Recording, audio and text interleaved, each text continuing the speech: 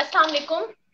I'm Anam Zulfikar Zafar and I'm a clinical psychologist. And today I have another clinical psychologist with me, Ma'am Farah.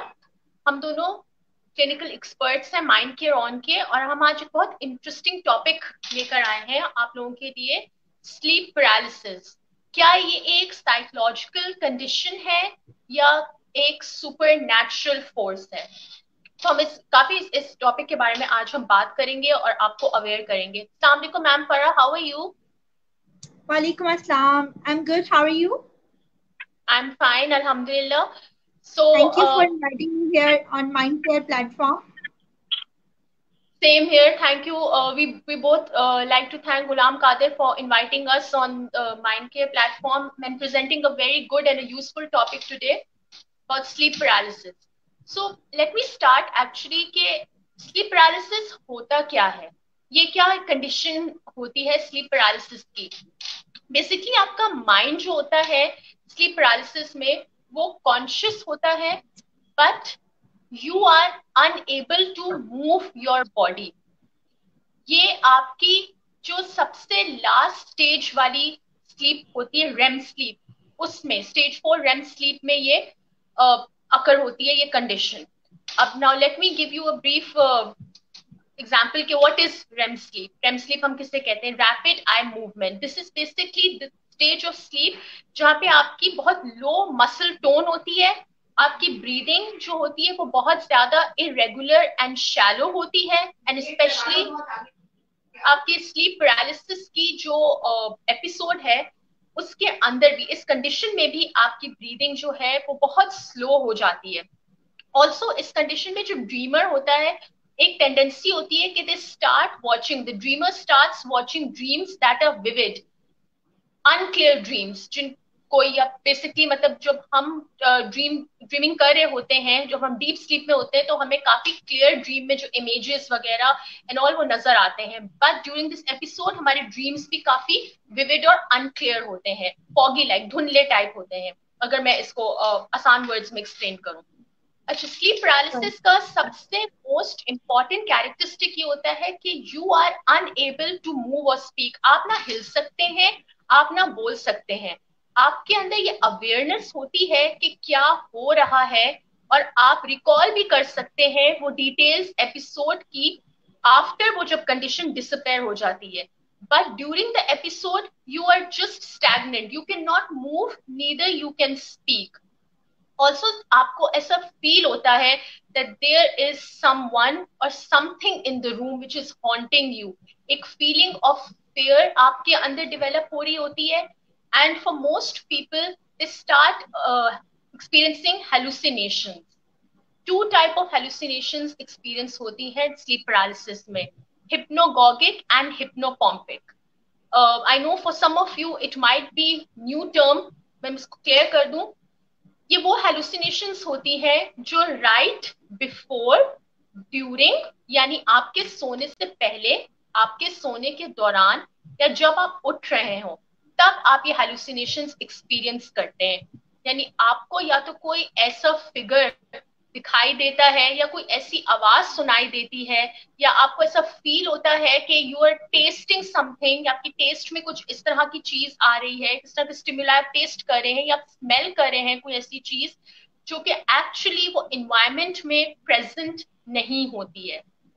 That is actually the hypnagogic and the hypnopompic hallucinations। और ये hallucinations जो है ये सिर्फ sleep से पहले, सोने से पहले, सोने के दौरान या उठते वक्त आप एक्सपीरियंस करते हैं।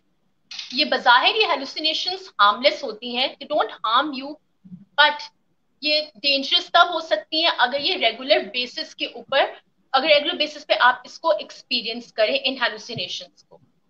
ऑल्सो कुछ लोग रिपोर्ट करते हैं कि जब वो स्लीप पैरालिसिस के कंडीशन में होते हैं तो उनको ड्रीम लाइक हेलुसिनेशंस भी फील होती है। ड्रीम लाइक हेलुसिनेशंस उनको लगता है कि आधी जो है वो स्लीप में है, यानी आधी नींद में है, आधे जागे में है, जिसकी वजह से उनको इस तरह के ड्रीम्स आ रहे हैं। यानी अगर उन्होंने अपनी आंखें हाफ, अगर उनकी आंखें खुली भी हैं तो उनको कोई ऐसा फिगर दिखाई दे रहा है या ऐसी आवाज सुनाई दे रही है जो कि इस वक्त प्रेजेंट नहीं होती, और वो सिर्फ एक स्लीप पैरालिसिस की कंडीशन होती है।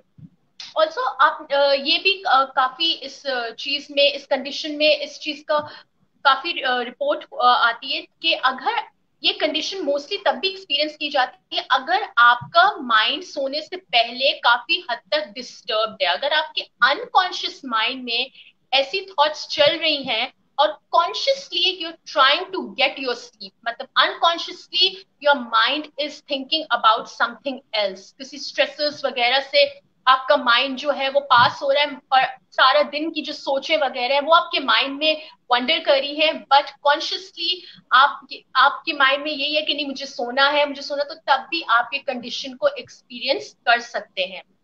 ये कंडीशन, ये एपिसोड जो है ये तब एंड होता है इफ सम, अच्छा इस एपिसोड की जो ड्यूरेशन होती है that is from about a few seconds, that last for about a few seconds to 2 minutes. इस एपिसोड के अंदर, इस एपिसोड की खास बात ये होती है कि ये खुद ब खुद एंड हो जाता है। इस एपिसोड मतलब it's not necessary that this episode requires a medicine something, it ends on its own when someone touches you or moves you and you are there, you are lying there on the bed, you are aware that क्या हो रहा है मेरे साथ, and आपको याद भी रहता है कि इस एपिसोड के दौरान क्या हुआ है, बट आप उस वक्त बस उसमें मूवमेंट की आप पोजिशन में नहीं होते हो। ऑल्सो स्लीप पैरालिसिस को अगर मैं दो एस्पेक्ट्स में कहूँ कि इसको मेडिकल कंडीशन और non medical condition. Non medical condition इसलिए because itself, let me make you clear कि स्लीप पैरालिसिस इटसेल्फ एक डिसऑर्डर नहीं है, it's a condition which could be experienced in the underlying psychological disorders, especially sleep disorders like insomnia, narcolepsy, post-traumatic stress disorder, anxiety, depression. Itself, sleep paralysis is not a mental illness. It could be a condition which is attached to these underlying psychological conditions. Healthy people also experience sleep paralysis. अगर उनका sleep schedule disturbed है या due to jet lag or night shifts, and people who are prone to these different psychological disorders, उनके लिए भी high chances होते हैं sleep paralysis को experience करने के।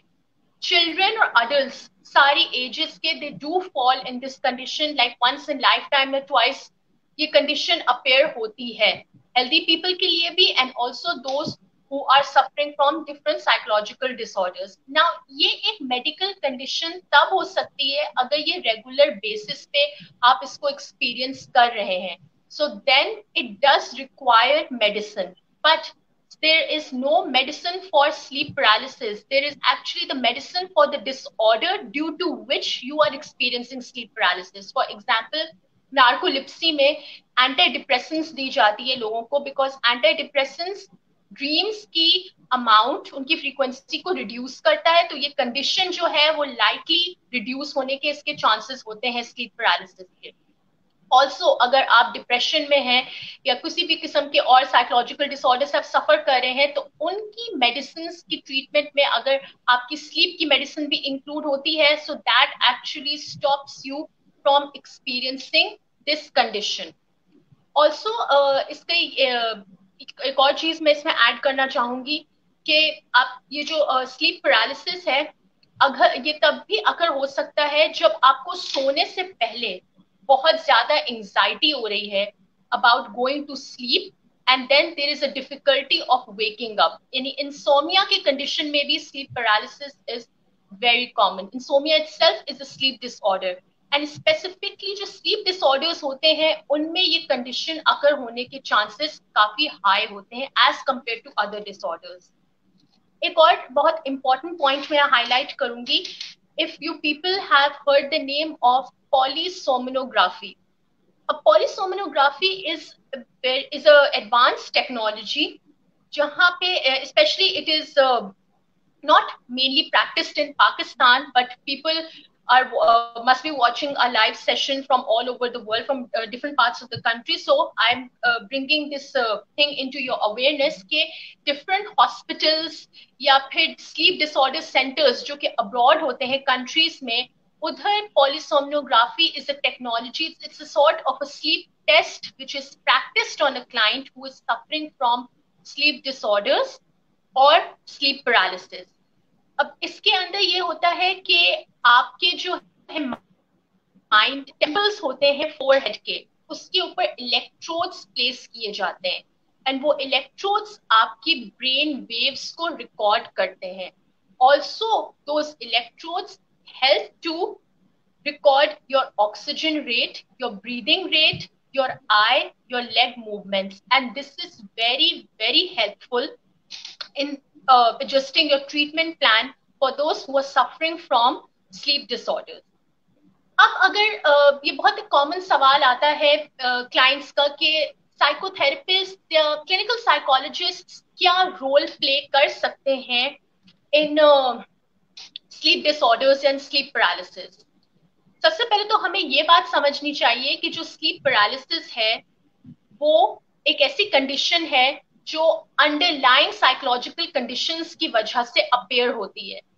अब थेरेपिस्ट अगर कोई क्लाइंट है and he suffering from depression and he is undertaking cognitive behavioural therapy, so it's common कि थेरेपिस्ट उससे पूछ रहा है बिकॉज डिप्रेशन में आपकी स्लीप मोस्टली डिस्टर्ब होती है. Either you suffering from insomnia, आपको बिल्कुल भी नींद नहीं आ रही होती है, इट्स डिफिकल्टी फॉलिंग asleep, और हाइपरसोमिया, या आप बहुत ज्यादा देर is daytime sleepiness. And also in narcolepsy and different sort of disorders, clinical psychologist might inquire the client कि आपका स्लीप पैटर्न कैसा है, आपका जो है स्लीप स्केड्यूल कैसा है.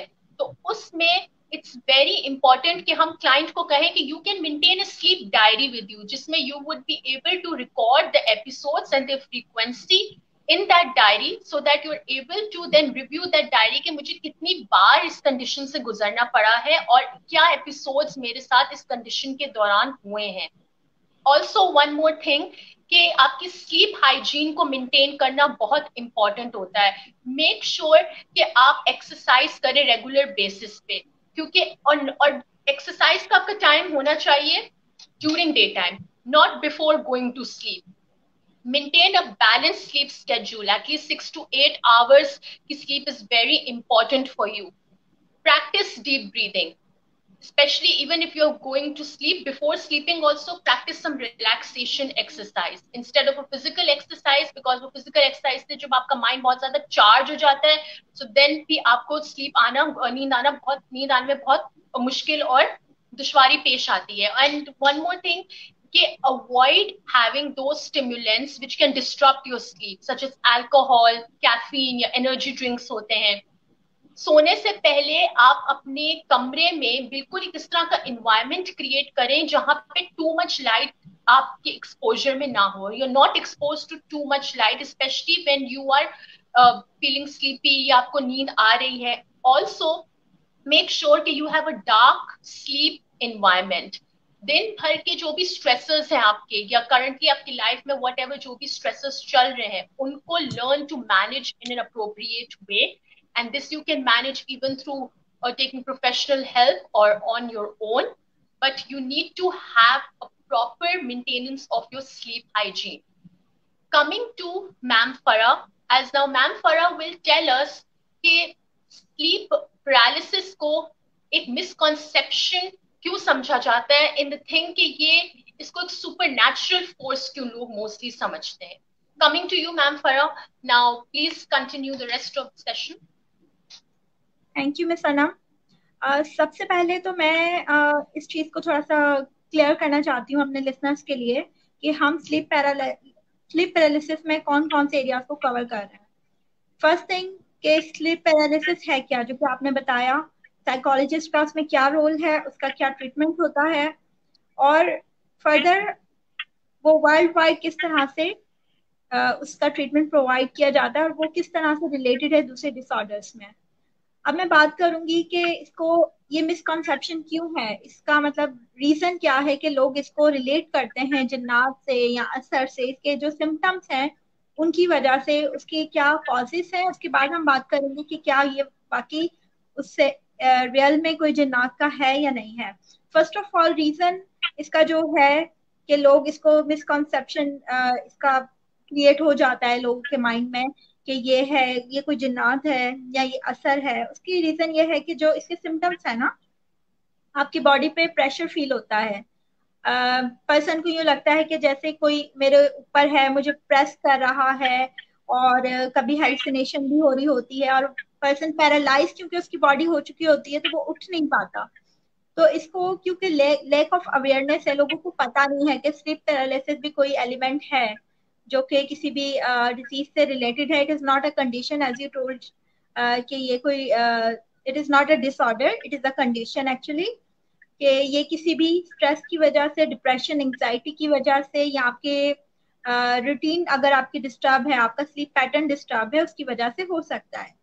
लेकिन क्योंकि लोगों को पता नहीं है कि ये इस वजह से भी हो सकता है और ये एक साइकोलॉजिकल कंडीशन है, तो लोग क्या करते हैं, सबसे पहले अप्रोच करते हैं किसी भी उन लोगों को जो कि इसका ट्रीटमेंट प्रोवाइड कर रहे हैं, या इस तरह से हम कह सकते हैं आलिम, या जो भी इस तरह के लोग जो कर रहे हैं इस पर काम या इसका ट्रीटमेंट प्रोवाइड करते हैं। तो लोग, क्योंकि उनको पता नहीं होता कि ये साइकोलॉजिकल इशू है, अनटिल अनलेस कि वो बहुत ज्यादा सिवियर हो जाता है, तब वो किसी साइकेट्रिस्ट से कंसल्ट करते हैं या साइकोलॉजिस्ट से कंसल्ट करते हैं।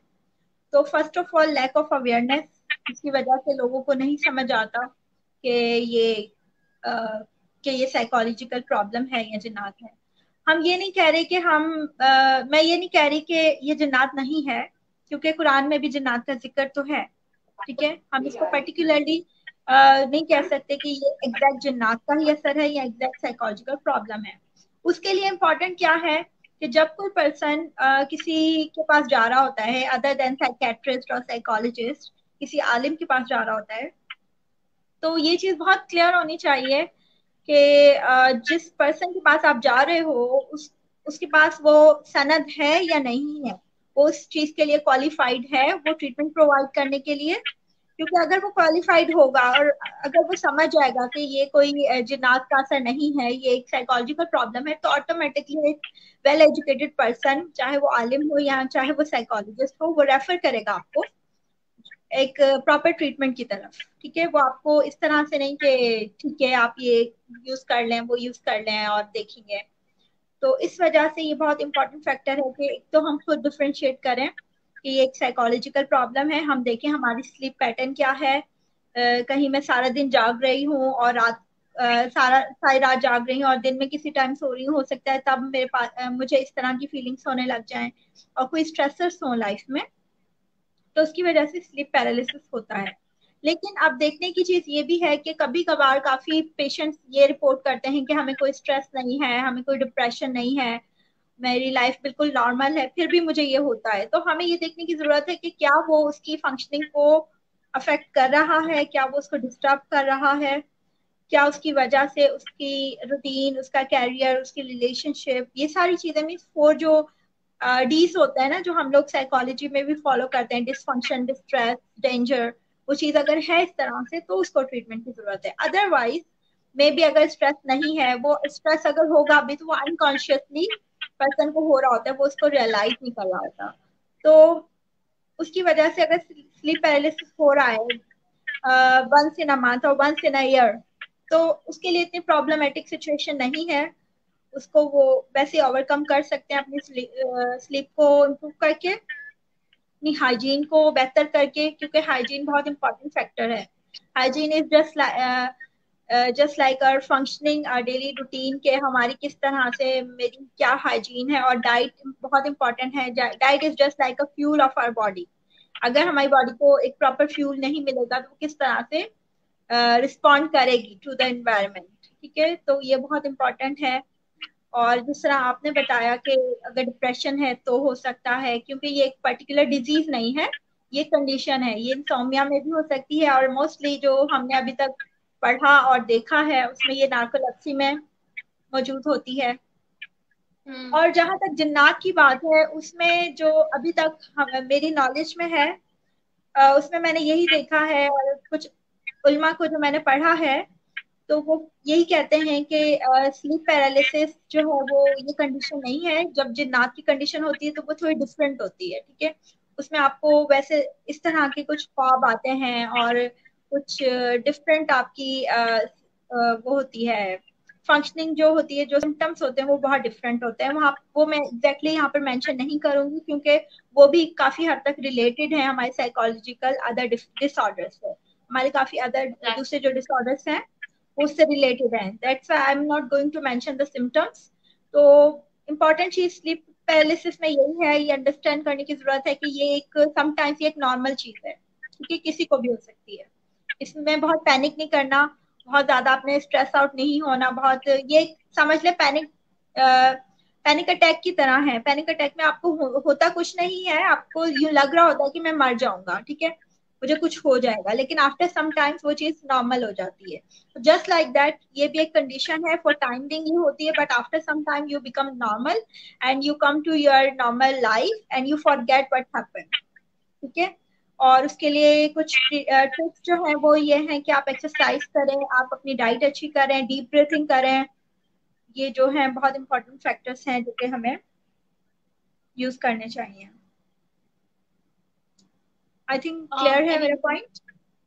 कोई सवाल? Anything else that you want to add, Ma'am Farah?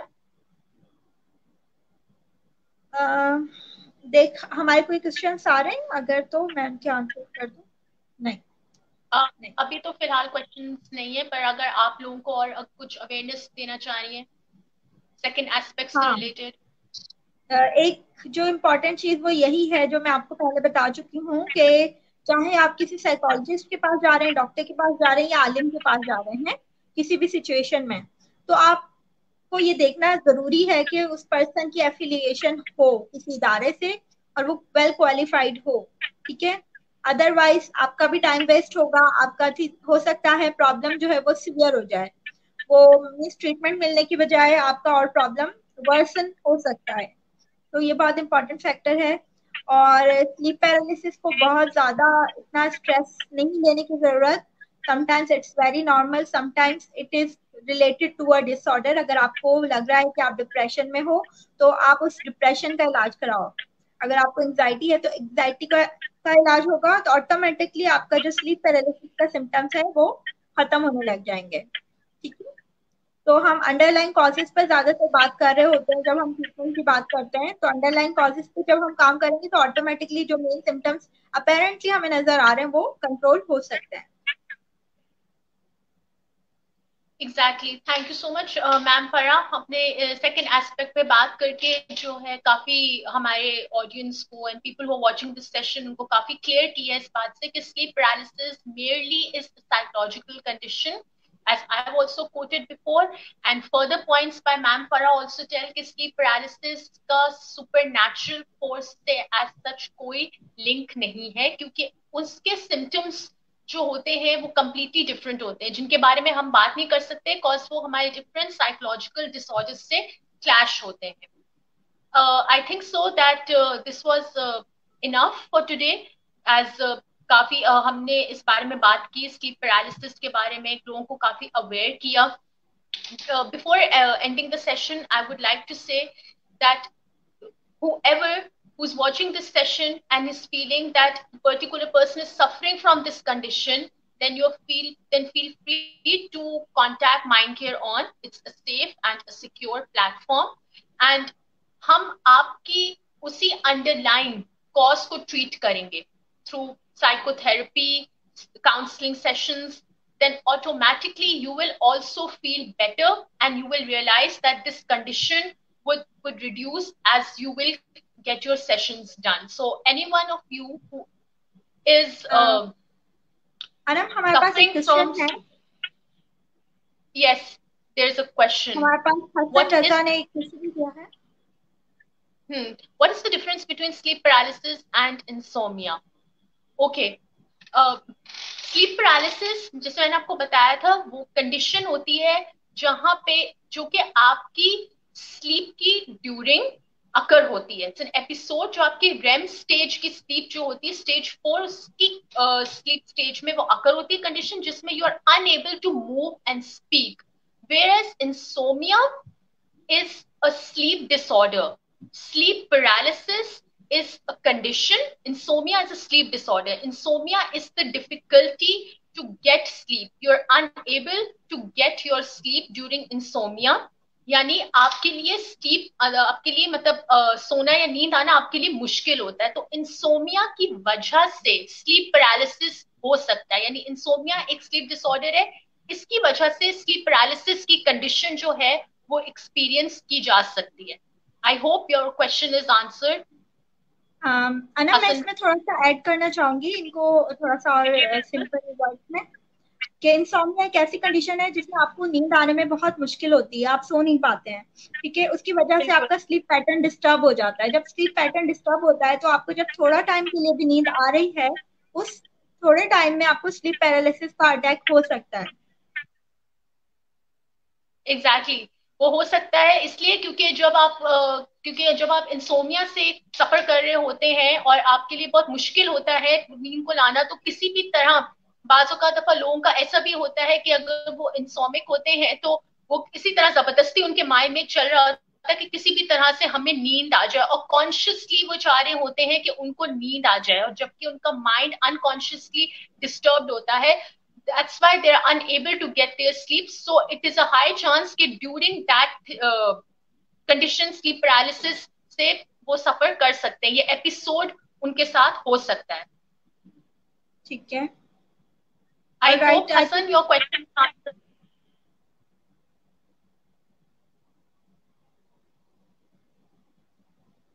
Anything else, ma'am, Farah, that you want to add? No, thank you. Thank you so much.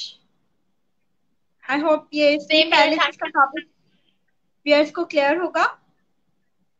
अगर कोई क्वेश्चन है तो वो कमेंट बॉक्स में पूछ सकते हैं और हम लोग कोशिश करेंगे कि उसका आंसर दें.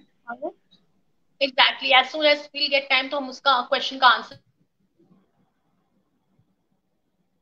ठीक है. All right. Thank you. दे देंगे इस कंडीशन से सफर कर रहे हैं, then please feel free to contact us so that we can actually through psychotherapy dig out the underlying cause of sleep paralysis. Thank you so much, viewers and all those who are watching this live session, and thank you so much Mindcare On for giving us this opportunity to discuss a very important and an interesting topic on sleep paralysis, psychological condition, or either a supernatural force. I hope both your aspects are cleared. Inshallah, next time we will come up with another interesting topic. Till then, Allah Hafiz, take care.